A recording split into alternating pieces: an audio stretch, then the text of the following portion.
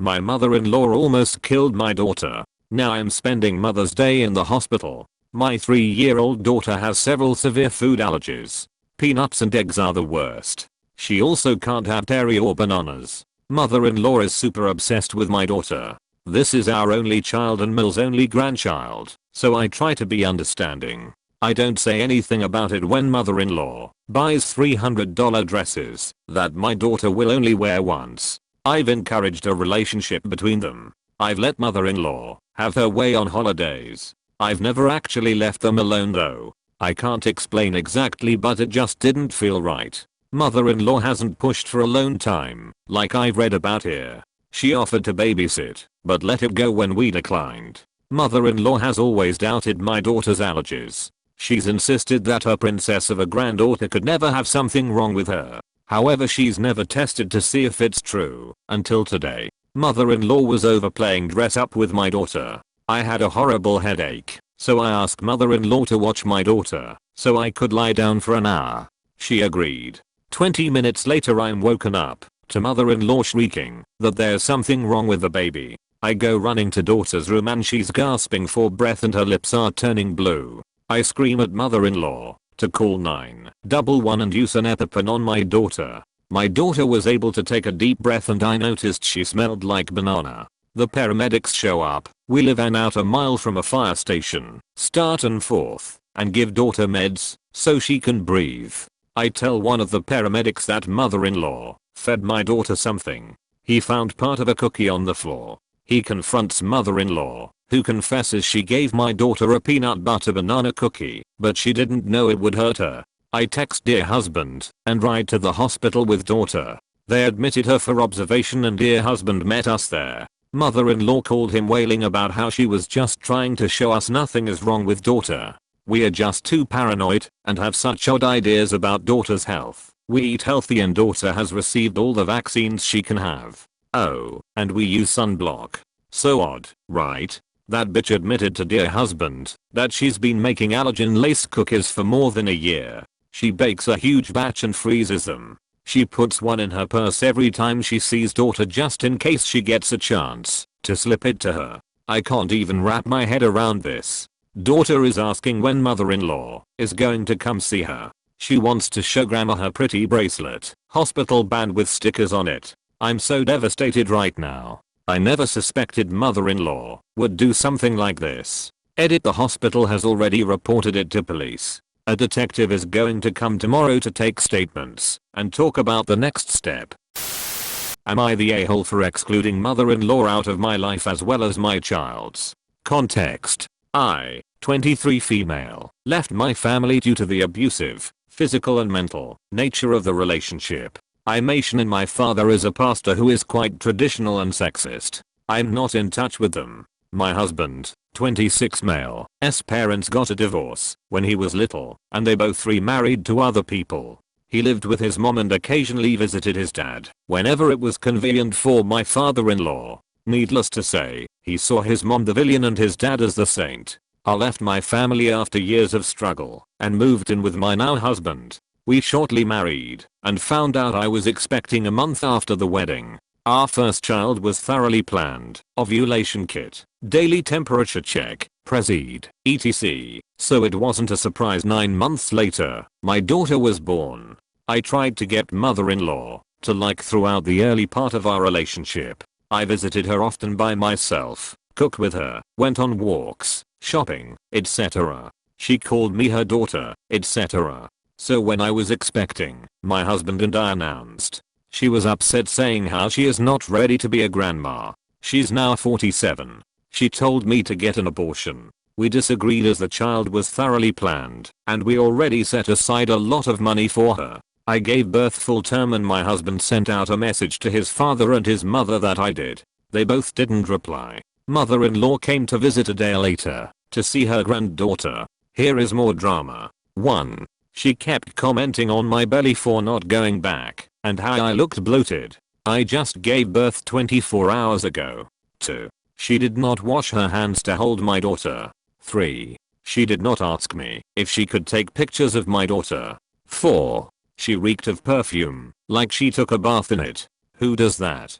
She later shared photos that she took of my daughter to people without letting us know. We got angry and she called us disrespectful and said all her friends' kids don't mind, etc. I studied cybersecurity. I do not want pictures of my daughter on the internet. I explained that and she called me stupid and said it's her family and why should that be a problem? They are not her family or my husband's. She called us everyone her family. Months later, we were hit by a hurricane, coincidentally on her birthday, and forgot to wish her a happy birthday. She came at me for it, saying I made her son into a terrible human being. He left home at 17 due to abuse from her. I met him at 24. He always just sent her a recard and that was it. She called me names and saying I'm broke her son with my influence and my background with my parents. How she has been a good grandmother to my daughter. At this point she has only seen her twice and never spoke to me about her. I threatened to take all the evidence, email threats,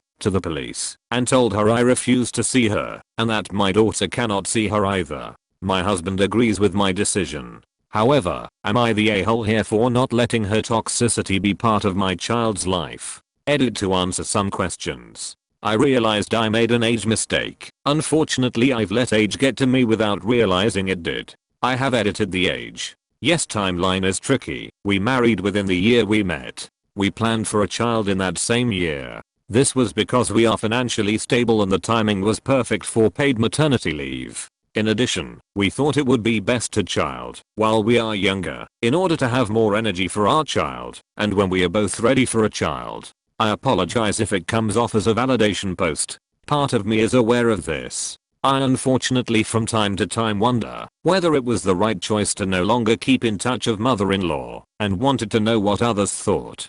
To everyone that responded with something other than not the a-hole, thank you. It really made me think from a different perspective. I saw that people made comments about perfume and washing hands. We have actually informed mother-in-law of this in advance. She disregarded it. I apologize for not mentioning this. I totally support bacteria. However, it is crucial for under 3 months olds to not be exposed to too much because it could be life-threatening. I have been seeing a psychologist ever since my interaction with the mother-in-law. Thank you to people that gave me support and thank you to people who criticized my actions as well. The wedding skipper found us after 2 years of no contact. We've been solidly no contact with the wedding skipper for around 2 years now. When dear wife came out and started transitioning, we did a coming out Christmas card and omitted her from the list of recipients. Our plan worked perfectly, except that we have a flying monkey in our midst. I've spoken about just yes aunt-in-law in the past, the retired therapist, and have now figured out why she's retired. It's because she's bad at it, and she's actually a just no aunt-in-law. In the years that we've been no contact with the wedding skipper, we've changed our phone numbers and moved. We are happy and blissful, and actually in the middle of upgrading and moving to a new house. The wedding skipper has not been given our address or phone numbers and we are very clear to siblings and other family members not to share that info. Most of them respect that, except for formerly just yes aunt-in-law, who feels so bad about the wedding skipper's sickness and ask dear wife not to isolate herself from family. Just yes aunt-in-law is the weakest link and the wedding skipper used her to get our address. We know that because we got a birthday card in the mail. Let's unpack this together. The envelope is addressed to birthday wishes to you. Return address doesn't specify her name. Card front says, be fearless, be real, be spontaneous, be weird, be creative, be honest. Inside reads, just be you. Happy birthday. Her handwritten message says, I love everything that makes you, you. Love mom.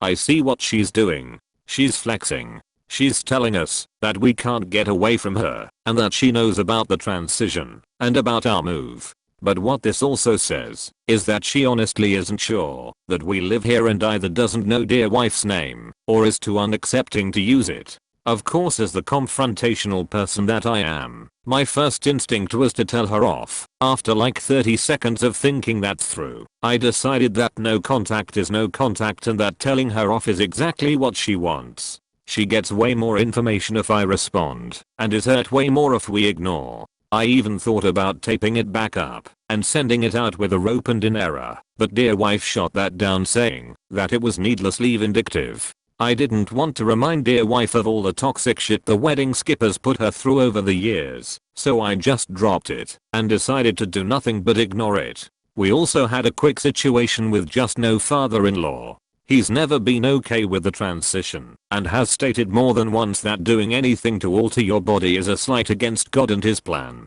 Well, just no father-in-law needed some major surgery, like you must do this to stave off quick death kind of surgery.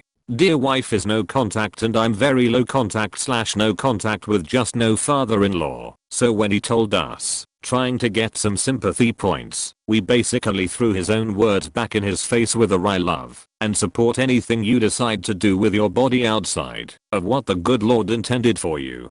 Good luck." The irony is that he also got a vasectomy many years ago, and we also like to throw that in his face. Maybe God wanted you to have more children with your new wife. Oh, but you altered your body with surgery against God's plan, didn't you?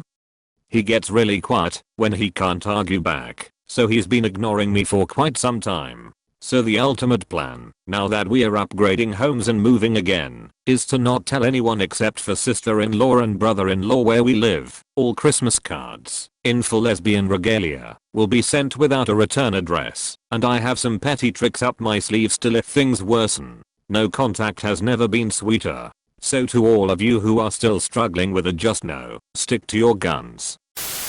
Mother-in-law doesn't understand why I don't want to sleep on an airbed at 30 weeks pregnant. My in-laws were JUSDNO for several years. Very long story short, things have been really rocky with since we got married 4 years ago. However, when I got pregnant this past summer, things started to improve. Everybody is talking to each other again, and we even visited during Thanksgiving. I have an amicable, but not close relationship with them. My husband is fine with this. Now on to my current source of frustration. My in-laws suggested having a baby shower in Chicago, where they live. We live in CT. I wasn't a fan of the idea at first, but we agreed to do it because it's much better than the alternative of inviting his parents to CT for the real shower. That would mean hosting them at our house for upwards of a week. The Chicago shower is a week. We were originally planning to stay with his parents, but now I don't want to. I'm 30 weeks pregnant and my sleep quality has declined a lot lately. I also have ligament and sciatic pain now. This is a problem because the guest bed his parents have is their mattress on the floor. It wasn't so bad 2 months ago, but I'm not sure if I can do it now. I want to get a hotel room in town instead, so I can at least get comfortable sleep, plus privacy would be nice. Yesterday, my husband called his mom to talk us getting a hotel room. It went over like a lead balloon. Apparently she got really upset and told him not to even mention it to his dad because he would lose his shit. Oh, and don't you know that mother-in-law had such bad nerve pain the final 3 months of her pregnancy that she literally couldn't walk. So she doesn't understand why I would want a real bed when I can walk around. Unlike her, I'm so pissed off at this whole situation. Here I'm 7 months pregnant with the first grandchild, yet my physical comfort doesn't matter. How she and father-in-law feel about it matters more. And don't get me wrong, I sympathize with them to a degree. My husband is their only child. We live 1,000 miles away from them, near my family. They only get to see him once a year or so. But holy hell, what about me? Why does the world end if we spend 8 hours asleep in a hotel room down the road instead of in a bedroom in their house? I know it's only 2 nights. I know I'm not going to die if I sleep on an air mattress. It's just the whole principle of the thing.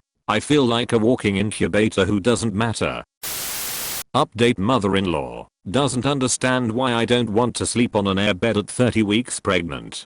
Just wanted to provide an update since my original post got so much attention/feedback. Several people brought up potential health risks of sleeping on an airbed, so I spoke to my OB about it last Monday. She said it was fine for me to sleep on an airbed over the weekend. With that in mind, we moved forward with staying at my in-laws' house. My husband promised me that if the first night was bad, we would get a hotel for the second night. Thankfully, everything worked out fine. No, the airbed wasn't the most comfortable thing I've ever slept on, but it wasn't the end of the world. Other than a slightly sore back, resolved with a massage from my husband, I was no worse for the wear. Maybe this wasn't the update people wanted. The vast majority of comments were gunning for me to stay at the hotel anyway, which I get. In the end, I'm glad I stuck it out the 2 nights. It was 100% worth it to keep things peaceful during the trip. My husband and I agreed before the trip that it would be the last time we stay at their house.